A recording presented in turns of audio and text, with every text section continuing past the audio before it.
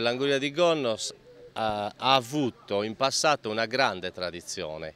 Prima che nascesse Arborea, Terralba, che oggi fanno da padrone sull'Anguria, Gonnos veramente esportava angurie in tutta la Sardegna. Oggi si cerca di riportare ai fasti di un tempo la preziosa anguria, grazie ad un gruppo di agricoltori di Gonnos Fanatica, per certi versi i veri custodi dei segreti agricoli del paese, e si sta cercando di portare a conoscenza delle persone una serie di prodotti locali che trovano l'ambiente perfetto per la loro crescita proprio nella valle dell'Inas, dove l'anguria ha trovato il luogo ideale per diventare un'eccellenza agricola. E queste sono produzioni di nicchia, sono produzioni che anche quantitativamente rendono meno delle altre produzioni, producono di meno e quindi diciamo che ci sono molti fattori che portano all'anguria appunto ad avere un prezzo più alto. Non può essere diversamente, anche perché non esistono coltivazioni intensive, proprio come tanti anni fa, e l'anguria di Gonnos si può consumare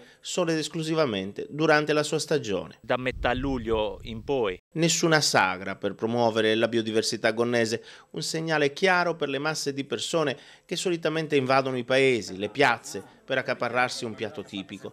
La biodiversità gonnese, per conoscerla, bisogna viverla.